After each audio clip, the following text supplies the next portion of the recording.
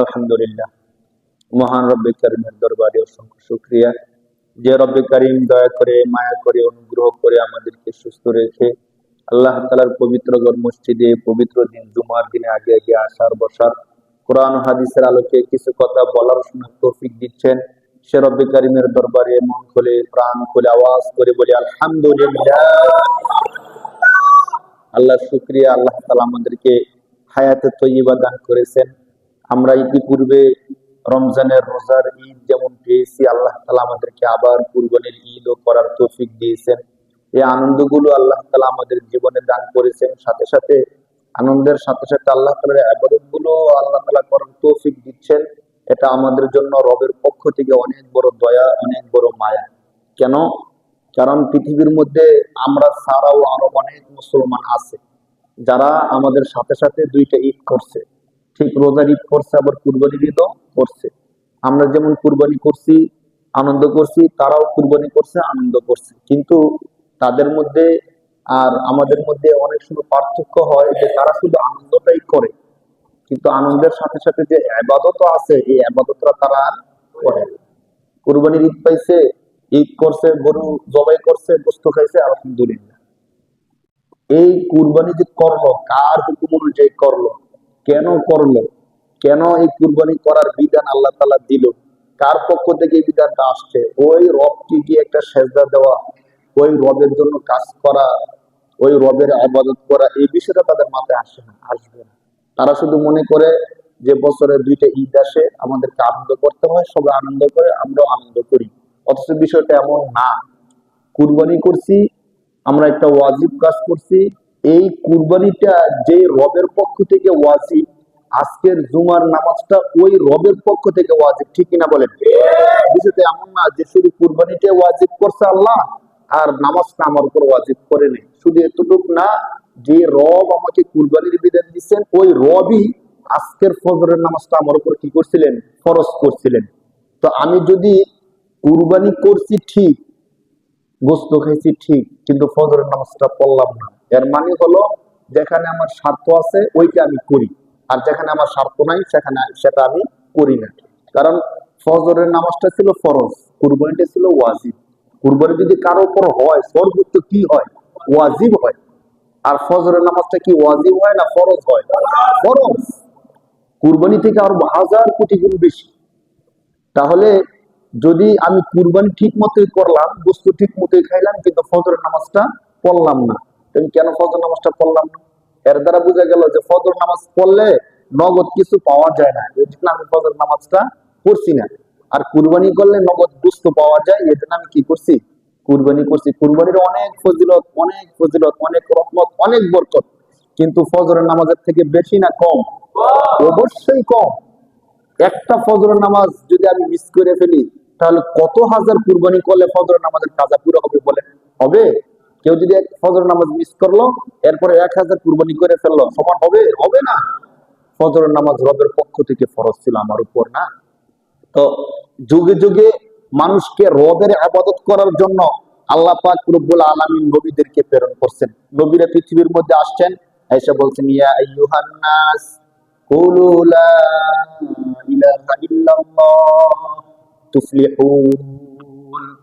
যত নবী পৃথিবীর শুরু থেকে নিয়ে শেষ পর্যন্ত, আমাদের নবী পর্যন্ত যত নবী আসছে, সমস্ত নবীগণ মানুষের মাঝে আসছেন, আয়েশা বলছে ইয়া আইয়ুহান নাস, হে মানুষ, কুলু লা ইলাহা ইল্লাল্লাহ, তোমরা বলো আল্লাহ ছাড়া কোনো কি নাই, ইলাহ নাই। যদি তোমরা এই কথাটা বলতে পারো, তুফলিহুন, তোমরা কি হয়ে যাবা? সফল কাম হয়ে যাবা। তোমাদের থেকে সফল কাম আর কেউ হবে না। কোরআন শরীফের এক আয়াতের মধ্যে আল্লাহ বলতেছেন ওয়ামান আহসানু কাওলাম মিম্মান দাআ ইলাল্লাহ ওয়া আমিলা সালিহা ওয়া ক্বালা ইন্নানি মিনাল মুসলিমিন। বান্দা, যে ব্যক্তি আমি আল্লাহর দিকে মানুষকে ডাকে, কার দিকে ডাকে? আল্লাহর দিকে ডাকে। ওমান আহসানু কাওলাম মিম্মান দাআ ইলাল্লাহ, আল্লাহর দিকে যে মানুষকে ডাকে, এবং ওয়া আমিলা সলিহা, সাথে সাথে সে নিজেও সৎ কাজ করে। শুধু এমন না যে মানুষকে সৎ কাজের কথা বলে নিজে করে না, এমন না।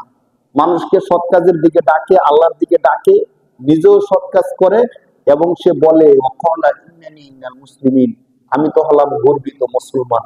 আল্লাহ বলেন ওমান আহসান কওলা, তার কথা থেকে শ্রেষ্ঠ আর কার কথা হতে পারে? যে ব্যক্তি মানুষকে কার দিকে ডাকে?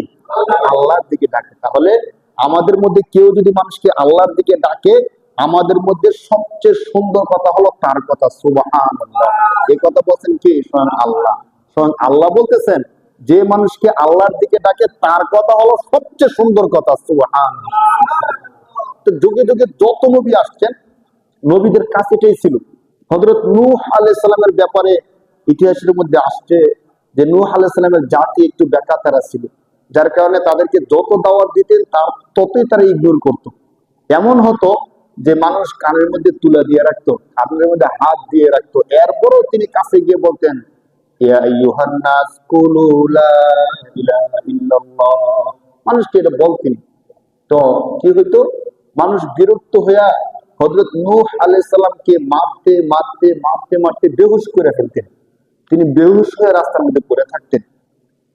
তো যখন আবার হুশ ফিরে আসতো, তখনই আল্লাহর নবী আবার মানুষের ধারে ধারে যাইতেন, গিয়ে সেটা বলতেন ইয়া আইয়ুহান নাস কুলু লা ইলাহা ইল্লাল্লাহ, মানুষ তোমরা তো বুঝতেছো না, আমার একবেলা খাওয়ার জন্য, আমি টাকা পয়সা পাওয়ার জন্য, এগুলোর জন্য না, তোমরা যেন মুক্তি পাওয়া যাও, তোমরা যেন শান্তি পাও, এই জন্য আমি তোমাদেরকে আল্লাহ ডাকতেছি। তাহলে আমার কি স্বার্থ বলো? যুগ যুগ ধরে দিনকে দিন ধরে রাত রাত দিন এক করে আমি মানুষকে আল্লাহর দিকে ডাকতেছি কেন? কোরআন শরীফের আয়াতের মধ্যে আল্লাহ তাআলা এই নবীর নামে একটা সূরা নাযিল করে দিয়েছেন, সূরা নূহ। সূরা নূহের মধ্যে আল্লাহ তাআলা বিস্তারিত আলোচনা করছেন এই নবী কত কষ্ট করছেন। নবী বলতেছেন যে আল্লাহ, আপনার এই বান্দাদের নিকট আমি নিজে একা একা গেছি, তারা আমার কথা শুনে নাই। আমি মজলিসের মধ্যে গিয়ে ঘোষণা করে দাওয়াত দিছি, এরপরও তারা আমার কথা শুনে নাই। আমি ভাবছি গোপনে গিয়ে দাওয়াত দিলে তারা শুনবে, আমি গোপনে গিয়ে দাওয়াত দিছি, তারা শুনে নাই। প্রকাশ্যে দাওয়াত দিছি, তারা শুনে নাই। আল্লাহ, এমন কোন পন্থা নাই যে পন্থায় আমি তাদেরকে কি দেই নাই, দাওয়াত দিই। একমাত্র কার দাওয়াত দিছে বলেন? আল্লাহর দাওয়াত দিছে। নবীদের মধ্যে সমস্ত নবীরাই মানুষকে আল্লাহর দিকে ডাকছেন। তাদের মধ্যে একজন আল্লাহর প্রিয় এবং শ্রেষ্ঠ নবী ছিলেন হযরত সুলাইমান আলাইহিস সালাতু ওয়াস সালাম। নবীকে আল্লাহ পাক রব্বুল আলামিন এত চমৎকার ক্ষমতা দিয়েছিলেন, যত নবী আসছেন সমস্ত নবীদের মধ্যে রাজত্বর দিক থেকে, ক্ষমতা পাওয়ারের দিক থেকে হযরত সুলাইমান আলাইহিস সালামের ক্ষমতাটা একটু বেশি ছিল। কোরআন শরীফের এক আয়াতের মধ্যে আল্লাহ পাক রব্বুল আলামিন বিষয়টা তুলে ধরছেন। কেন বেশি ছিল? সুলাইমান আলাইহিস সালাম নিজে আল্লাহর কাছে দোয়াটা করছিলেন যে আল্লাহ, আপনি আমাকে এমন একটা পাওয়ার দেন, একটা ক্ষমতা দেন, যেই ক্ষমতা আগেও কেউ পায় নাই, পরে কেউ পাবে না। কি দোয়াটা করছিলেন? কোরআন শরীফের আয়াতের মধ্যে আসলে দেখেন সুলাইমান আলাইহিস সালাম আল্লাহ তাআলার কাছে দোয়া করতেছেন। আমরা যে দোয়া করি অনেক সময় হতাশ হয়ে যায় যে দোয়া করতেছি, দোয়া কবুল হয় না। কিন্তু দোয়া করলে আল্লাহ কবুল করেনই করে। যদি আমি আমার দিন থেকে ইখলাসের সাথে দোয়া করতে পারি, করার মতো দোয়া, আল্লাহকে ডাকার মতো যদি ডাকতে পারি, আল্লাহ শুনবেনই শুনবেন। শুনবেন না কেন? আমরা কোন রকম দুইটা হাত তুলি, ইমাম সাহেব হাত তুলে আমরাও হাত তুলি, হাত তুললে মুখ মুচ্ছা বাড়িতে চলে আসে। ইমাম সাহেব কি বলছে আমি বুঝি নাই, আমি আল্লাহকে কি বলছি আমিও বুঝি নাই। তো 10 বছর পরে এসে বলে যে হুজুর 10 বছর ধরে আল্লাহর কাছে দোয়া করতেছি, কই আল্লাহ তো দোয়া কবুল করতেছে না। দোয়া কবুল করার জন্য শর্ত হলো আমার দিলটা যেন আল্লাহর সাথে লেগে থাকে, আরশের সাথে লেগে থাকে, এমন কায়মন বাক্যে আল্লাহর কাছে বলতে হবে। তখন মনোযোগটা একমাত্র কার দিকে থাকতে হবে? আল্লাহর দিকে থাকতে হবে। আল্লাহর দিকে যদি আমার দিলটা থাকে, তখন আল্লাহ আমার দোয়াটা শুনে। দোয়া করতেছে সুলাইমান আলাইহিস সালাম, রব্বি হাবলি মুলকা লা ইয়ানবাগি লিআহাদিন মিন বাদি, সুবহানাল্লাহ। আল্লাহু আকবার। সুলাইমান আলাইহিস সালাম বলতেছেন রব্বি হাবলি মুলকান লা ইয়ানবাগি লিআহাদিন মিন বাদি, হে আমার রব, আমাকে এমন একটা রাজত্ব দেন, এমন একটা ক্ষমতা আমাকে প্রদান করেন, লা ইয়ানবাগি লিআহাদিন মিন বাদি, যে ক্ষমতা আমার পরে বিশ্বের কোন মানুষ আর পাবে না। সুবহানাল্লাহ। আল্লাহর কাছে দোয়া করছে। আল্লাহ পাক রব্বুল আলামিন, আপনারা জানেন নবীরা, সমস্ত নবীরা মুস্তাজাবুদ দাওয়াত, অর্থাৎ নবীরা যত দোয়া করেন আল্লাহ ওই সমস্ত দোয়াগুলো কবুল করে ফেলেন। সুবহানাল্লাহ। নবীদের একটা বৈশিষ্ট্য হলো নবীরা যদি আল্লাহর কাছে কোনো কিছু চান, আল্লাহ কবুল করে ফেলেন। আল্লাহ রাসূল যখন অর্থ কষ্টে ছিলেন, খাবার দাবার ছিল না, আম্মা জান আয়েশা রাদিয়াল্লাহু তাআলা আনহা বলেন যে উম্মত তোমরা কি জানো নবীদের অবস্থা কি ছিল? আমার নবী জীবনে কোনোদিন দুই বেলা একসাথে পেট ভরে খাবার খান নাই। এটা কিন্তু কথাটা বলা সহজ, কিন্তু বাস্তবতা এত সহজ না। চিন্তা করেন, আমরা তিন বেলার মধ্যে তিন বেলায় পেট ভরে খাই। তিন বেলার মধ্যে কয় বেলা পেট ভরে খাই বলেন? তিন বেলা পেট ভরে খাই।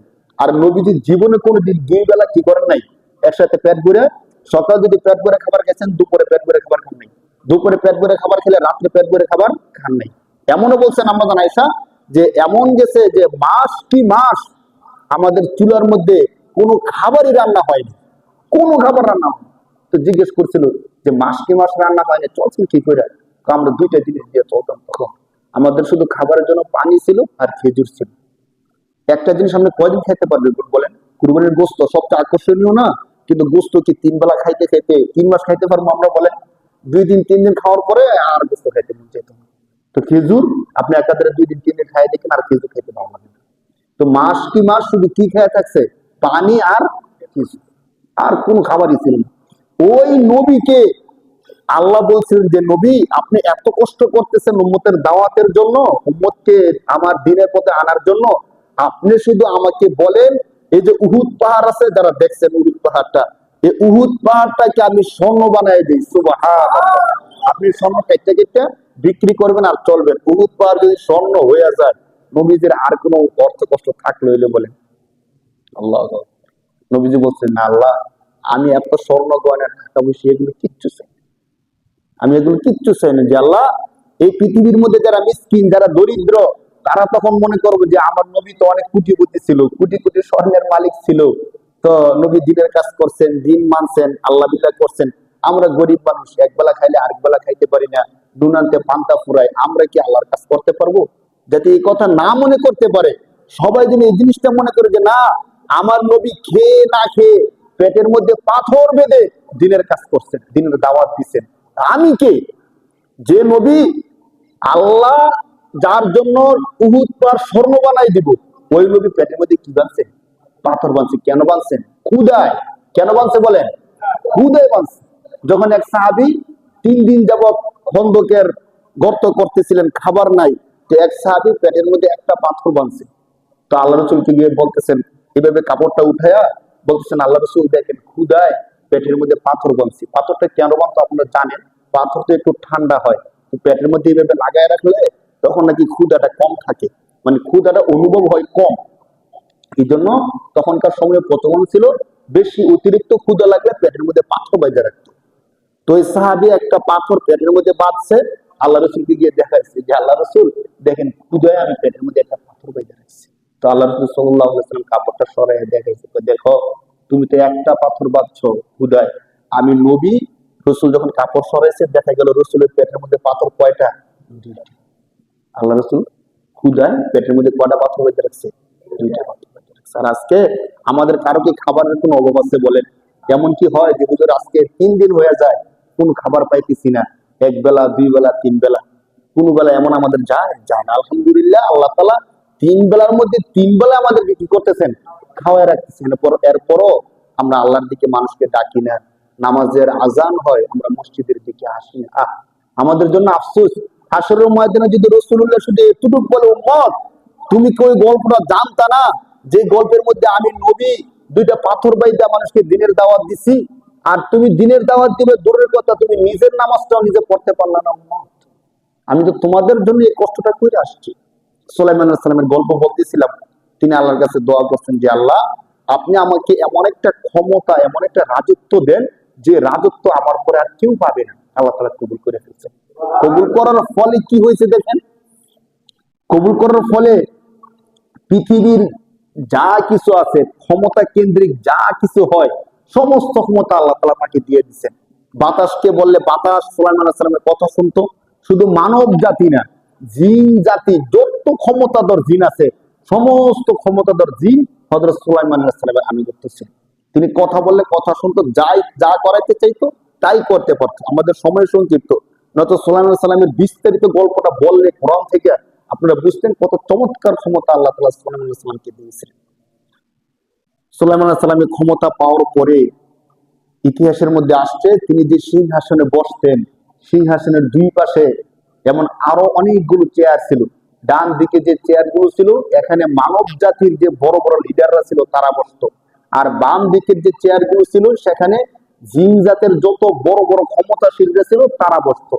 আর এই সুলাইমান আলাইহিস সালাম তার তখতে তাউস পুরা সিংহাসন সহ বাতাসকে বলতো, কোথাও যদি যাওয়ার দরকার হয় প্রাইম মিনিস্টার, কোথাও যাওয়ার দরকার হলে বাতাসকে বলতো, বাতাস আমি অমুক দেশে যেতে চাই, আমাকে ওই দেশে নিয়ে যাও। বাতাস সাথে সাথে সমস্ত সিংহাসন এবং তার ডানে বামে যত মানুষ জিন যা কিছু আছে সবকিছু নিয়ে যাইত। কোরআন শরীফে আল্লাহ পাক রব্বুল আলামিন 114টা সূরার মধ্যে একটা চমৎকার সূরা নাযিল করছেন। সূরার নাম হলো সূরাতুন নাম। নামলুন অর্থ পিপিলিকা। নামলুন অর্থ কি? পিপিলিকা। পিপিলিকার নামে আল্লাহ তাআলা কোরআন শরীফের মধ্যে একটা সূরা নাযিল করছেন। তো মানুষ এত কিছু থাকতে আল্লাহ তাআলা পিঁপড়ার নামে কেন সূরা নাযিল করছেন? দেখেন, এই সূরার মধ্যে আল্লাহ পাক রব্বুল আলামিন পিঁপড়ার একটা চমৎকার গল্প তুলে ধরছেন। এই জন্য এই সূরার নাম দিয়েছেন সূরাতুন নাম, অর্থাৎ পিপিলিকার সূরা। গল্পটা কি?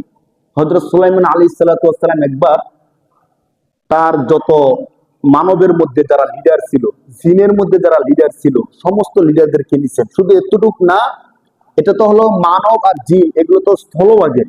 আর আকাশ পথের মধ্যে যারা পাখি ছিল, পাখিদের মধ্যে বড় বড় দৈত্য আকারের পাখি যারা ছিল, তারাও সুলাইমান আলাইহিস সালামের আনুগত্য ছিল। সুলাইমান আলাইহিস সালামের 3টা বাহিনী ছিল। মোট কয়টা বাহিনী ছিল? একটা মানব জাতির বাহিনী, আরেকটা ছিল জিন জাতির বাহিনী, আরেকটা ছিল পাখি পক্ষীকুল যারা আছে তাদেরকে তিনি একটা বাহিনী তৈরি করছিলেন। এই 3 বাহিনী নিয়ে হযরত সুলাইমান আলাইহিস সালাতু ওয়াস সালাম একবার রওনা দিলেন। কোরআন শরীফের মধ্যে আল্লাহ তাআলা ঘটনা বলতেছেন, ওয়া হুশিরা লি সুলাইমানা জুনুদুহু মিনাল জিন্নি ওয়াল ইনসি ওয়াত তায়রি ফাহুম ইউজাউন। দেখেন, ওয়া হুশিরা লি সুলাইমান, সুলাইমান আলাইহিস সালাম যখন একত্রিত করলেন কাকে? মিনাল জিন্নি, জিনদেরকে, ওয়াল ইনসি কাকে? মানুষদেরকে, ওয়াত তায়রি, তায়রুন অর্থ পাখি, পক্ষীকুল যত আছে সমস্ত পাখিদেরকে। এই 3 বাহিনী নিয়ে হযরত সুলাইমান আলাইহিস সালাতু ওয়াস সালাম কোথাও যাবেন, রওনা দিয়েছেন। এখন যখন রওনা দিয়েছেন যাবেন, তিনি আকাশ পথে যাবেন না, স্থলপথে যাবেন। যেতেছিলেন, এর সফরের মাঝখানে পিপিলিকা পিঁপড়াদের একটা বাসস্থান ছিল, যেখানে সমস্ত পিঁপড়ারা একসাথে বসবাস করত। তো বসবাস করার স্থলে সুলাইমান আলাইহিস সালাম একটু পরে এই পিঁপড়াদের অবস্থান দিয়ে যাবেন। পিঁপড়া তো হলো এত সূক্ষ্ম যে আমাদের পায়ের নিচে যদি পিঁপড়া 10টা মারা যায় আমরা কেউ বলতে পারি? দেখছি কোনোদিন যে হুজুর আজকে আমার পায়ে পড়ে একটা পিঁপড়া মারা গেছে, কেউ বলতে পারি না। তো পিঁপড়া তো এত সূক্ষ্ম প্রাণী যাদেরকে আমরা ওইভাবে কেয়ারও করি না, এত গুরুত্ব দেই না, কিন্তু তাদেরও তো জীবন আছে, তাদেরও তো সংসার আছে, পরিবার আছে, সমাজ পরিপাটি। আপনারা কেউ যদি পিপিলিকার গর্তের দিকে তাকায় থাকেন, দেখবেন পিপিলিকা গুলো কি সিরিয়াল বাই সিরিয়াল যাচ্ছে, কাজগুলো করতেছে। পিপিলিকা মাটির বোঝা নেই, কেউ দেখছেন? আমি নিজে অনেকবার দেখছি তারা মাটির বোঝা যে বয়, গর্ত থেকে মাটি তুলে তুলে একটা একটা করে গর্ত উপরের দিকে মাটিগুলো দিয়ে আসে। দেখেন কত সূক্ষ্ম পরিকল্পনা তাদের। কোরআন শরীফের মধ্যে আল্লাহ পাক রব্বুল আলামিন তুলে ধরছেন। যখন সুলাইমান আলাইহিস সালাম আসতেছেন, এখন সুলাইমান আলাইহিস সালামের সাথে বাহিনী আছে কয়টা? 3টা। সুলাইমান আলাইহিস সালাম নিজেও আছেন, বিশাল ঘোড়ার বাহিনী, বিশাল বাহিনী আসতেছে। তো নিচে যদি পিপিলিকা গুলো মারা যায়, কেউ কি বুঝতে পারবো কি মারা গেছে? বুঝতে পারবো? কিন্তু পিপিলিকা একটা উপরে ছিল, সে বুঝতে পারছে দূর থেকে সুলাইমান আলাইহিস সালাম আসতেছে। এখন সুলাইমান আলাইহিস সালাম আসলে তাদের পিপিলিকার বাসা, পিপিলিকা কেউ কি আর বাঁচতে পারবে? পারবে না। তো ওই পিপিলিকাটা মনে মনে চিন্তা করলো যে এখন সুলাইমান আলাইহিস সালাম আসবে, আমাদেরকে পিষে ফেলবে। না সুলাইমান আলাইহিস সালাম টের পাবে, আমরা বাঁচতে পারবো। এখানে সুলাইমান আলাইহিস সালামের কোনো দোষ নাই। দোষ আছে? তিনি তো জানতে পারে না আমরা যেখানে আছি, জানার কথাও না। তো আমরা যদি সতর্ক হয়ে যাই তাহলে আমরা অন্তত বাঁচতে পারবো। আল্লাহ পাক রব্বুল আলামিন এই পিপিলিকা যখন এই দৃশ্যটা দেখছে, দেখে যে কাজটা করছে, এই কাজটা আল্লাহর কাছে এত পছন্দ হয়েছে, এত পছন্দ হয়েছে। কারণ বাস্তবতা হলো, আমি পৃথিবীর মধ্যে আসছি, আমি বেঁচে থাকার দায়িত্ব আমার। অন্তত আমার সেফটি, পুরোপুরি আমার সেফটি নেওয়ার দায়িত্ব কার? প্রথমত আমার। এরপরে অন্য কেউ সেফটি দিবে কি দিবে না এটা পরে তার বিষয়। তো একটা পিপিলিকা আছে, সে বাঁচবে, সে কিন্তু কি করতে পারতো, যেহেতু সুলাইমান আসতেছে, এখন সবাই মারা যাবে, অন্তত সবাই মরলে মরুক, আমি নিজে বাঁচি, আমি নিজে কি বাঁচি, এই কথা বললে সে যদি গর্তের ভিতরে ঢুকে যেত, তাহলে অন্তত সে কি করতো? বাঁচতো। সে এই কাজটা করেনি। সে কাজটা কি করছে? যখন সে এই দৃশ্যটা দেখছে, দেখার সাথে সাথে আল্লাহ পাক রব্বুল আলামিন নিজে বলতেছেন, আমি আল্লাহর কথা আপনাদের শোনাই। যখন এই পিঁপড়াটা দেখলো যে সুলাইমান আলাইহিস সালামের বিশাল বহর আসতেছে, এখন সমস্ত পিঁপড়াদেরকে পিষে ফেলবে, তখন সে বলল, হাত্তা ইদা তাও আলা ওয়াদিন নামল قالت نملة يا أيها النمل ادخلوا مساكنكم لا يحطمنكم سليمان وجنوده وهم لا يشعرون।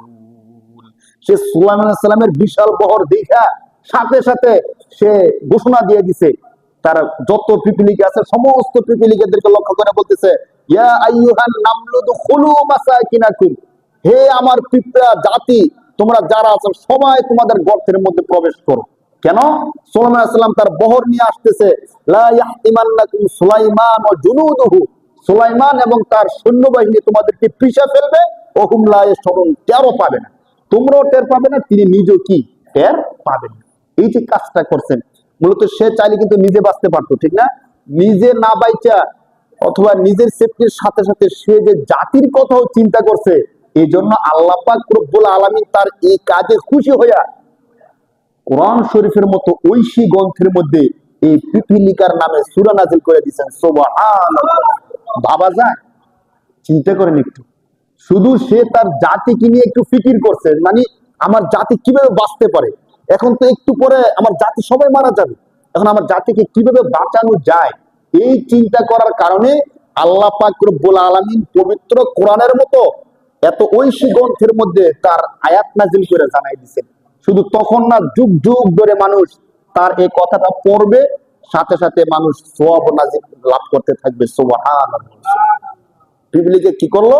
সবাইকে ডাকলো এবং বলল যে তোমরা সবাই গর্তের মধ্যে প্রবেশ করো, সুলাইমান তার বাহিনী নিয়ে আসতেছে, এখন আমরা পিষে মারা যাব।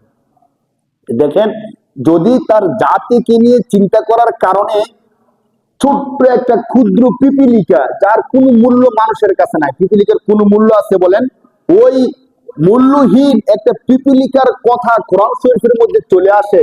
আমরা আশরাফুল মাখলুকাত, আমরা যদি আমার জাতিদেরকে নিয়ে চিন্তা করি, হায় হায় আমার জাতি নামাজ পড়তেছে না, আমার জাতি আল্লাহকে ডাকতেছে না, নিশ্চিত তারা জাহান্নামে যাবে।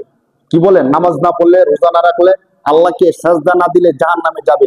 আমি নিজে তো নামাজ পড়তেছি, আমার ভাইদেরকে কিভাবে নামাজ আনতে পারি? হায় হায়, জাতিকে যদি সবাইকে ডাইকে বলে যে দেখো এই দুনিয়ার জীবন শেষ না, এই জীবনের পরে আরো কি আছে, জীবন আসে, আসো মসজিদে আসো, আসো নামাজে আসো, আসো আল্লাহকে ডাকি, আসো একসাথে সবাই আল্লাহকে সেজদা করি, তাহলে আল্লাহ আমাদের কেমন সম্মানটা দিবেন? পিপিলিকা জাতির কথা চিন্তা করার কারণে কোরআনে যদি স্বয়ং আল্লাহ আলোচনা করতে পারেন, আমরা যদি জাতির কথা চিন্তা করি, আল্লাহ কি আমাদের আলোচনা আরশে আজিমের মধ্যে করবেন না বলেন? অবশ্যই করবেন, অবশ্যই করবেন। সুলাইমান আলাইহিস সালাম যখন এই দৃশ্যটা দেখলেন, আল্লাহ তাআলা সুলাইমান আলাইহিস সালামকে ক্ষমতা দেওয়ার পাশাপাশি পৃথিবীর মধ্যে যত লক্ষ লক্ষ প্রাণী আছে, সমস্ত প্রাণীর ভাষা বুঝার একটা ক্ষমতা দিয়েছিলেন। সুবহানাল্লাহ। কোন প্রাণী কি বলে, কি ভাষায় কথা বলে, সবকিছু তিনি বুঝতে পারতেন। পিপিলিকা যে কথাটা বলছে, সুলাইমান আলাইহিস সালাম শুনছেন এবং বুঝছেন। সুবহানাল্লাহ। সুলাইমান চিন্তা করলেন, মাশাআল্লাহ, চমৎকার। ছোট্ট একটা পিপিলিকা, সে তার জাতিকে ডেকে ডেকে বলতেছে যে তোমরা গর্তের মধ্যে প্রবেশ করো, এখন সুলাইমান চলে আসলে তোমরা সবাই মারা যাবা। এত খুশি হয়েছে সুলাইমান আলাইহিস সালাম। কোরআন শরীফের মধ্যে আল্লাহ তাআলা বলতেছেন, ফাতাবাসসামা দাহিকাম মিন কওলিহা, সুলাইমান আলাইহিস সালাম তিনি পিঁপড়ার কথা শুনে হাসিয়া দিয়েছেন। ফাতাবাসসামা, তাবাসসামা অর্থ মুস্কি হাসা।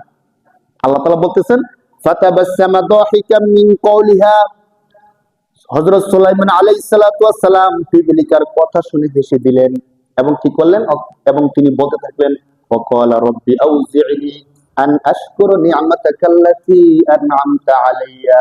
আল্লাহ, আপনি আমাকে এত চমৎকার ক্ষমতা দিবেন যে ছোট্ট একটা পিপিলিকা কি কথা বলতেছে, ওই কথাও আমি বুঝতেছি, আমি শুনতেছি। সুবহানাল্লাহ। চিন্তা করেন, সাল্লাল্লাহু আলাইহি ওয়াসাল্লাম খুব খুশি হয়েছেন যে ছোট্ট একটা পিঁপড়া সে তার জাতিকে বাঁচানোর জন্য কি চমৎকার কাজটা এনে করলেন। তিনি আরো সামনে গেলেন, সামনে গিয়ে যখন সফর স্থগিত করলেন, তার বাহিনী ছিল কয়টা মনে আছে কিনা আপনাদের? তিনটা বাহিনী ছিল। কয়টা? মানব জাতির একটা বাহিনী ছিল, জিন জাতির একটা, কোরআন শরীফ থেকে কিন্তু আমরা আপনাদেরকে শুনাইলাম, আর একটা পক্ষীকুল যারা ছিল তাদের একটা বাহিনী ছিল। তো পক্ষীকুলের বাহিনীর মধ্যে যে লিডার ছিল একটা পাখি, বিশাল বড় একটা পাখি, ওই পাখির নাম ছিল হুদহুদ পাখি। কি পাখি বলেন? কোরআন শরীফের এই পৃষ্ঠার মধ্যে আছে।